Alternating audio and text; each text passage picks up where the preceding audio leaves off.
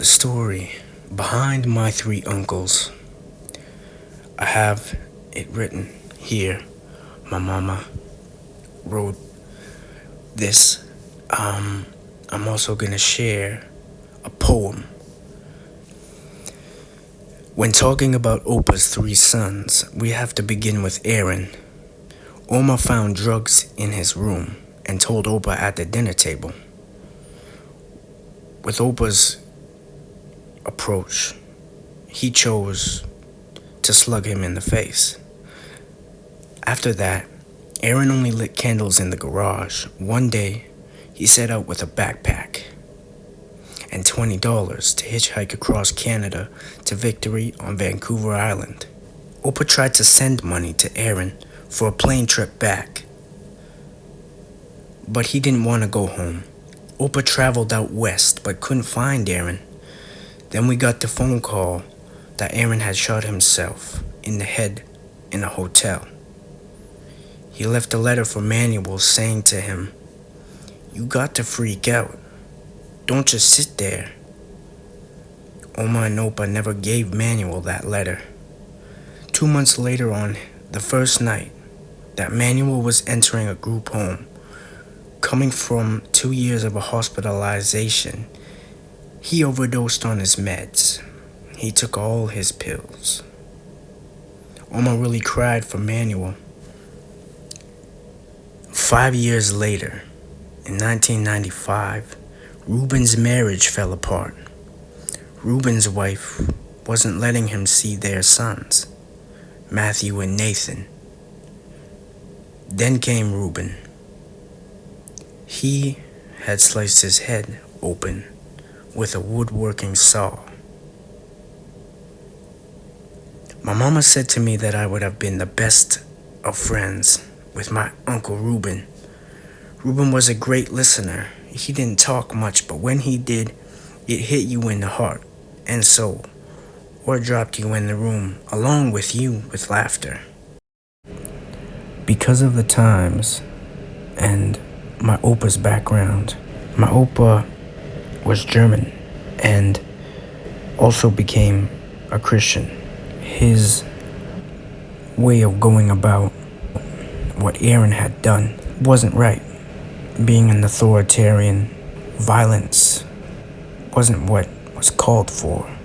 When my mama said in reply to my question on how her dad, my Opa, took the losses, how it affected him, he took it hard.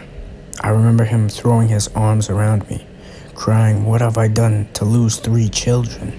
I say, God must have wanted this courageous, strong man of so much journey to have chosen to address his son with gentleness, an approach to him with wisdom, a powerful voice that had moved him to forget about drugs, somewhere that wouldn't have been a destructive cycle, that would have moved him.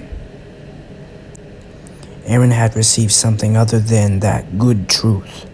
The devil took over Opa's actions there.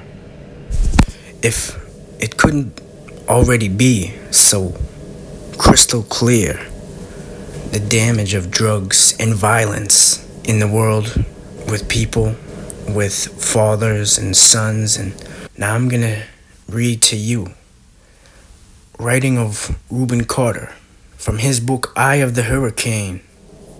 I will never get the picture out of my head. He couldn't talk, but I could see in his half-dead eyes that he recognized me. His son, once again in chains, surrounded by the law. Was my presence a rebuke to him? Did he remember that he'd called the cops on me as a young boy? That he hoped they would scare me into behaving myself? That he had already beaten me with his belt, and one of my eyes was swollen shut?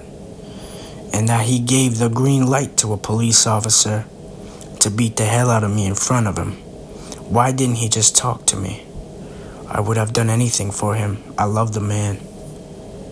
Then I had an insight that would have been impossible for me to have years before. An insight that went far beyond such narrow thinking.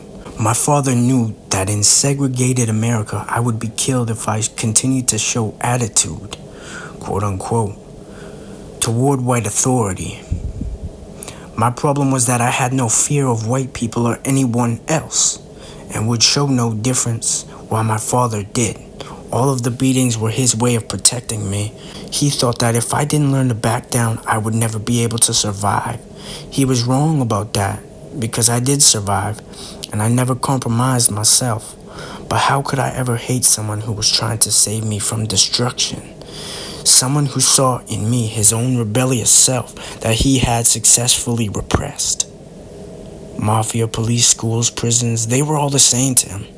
Parts of the white man's system. We lived in a violent society.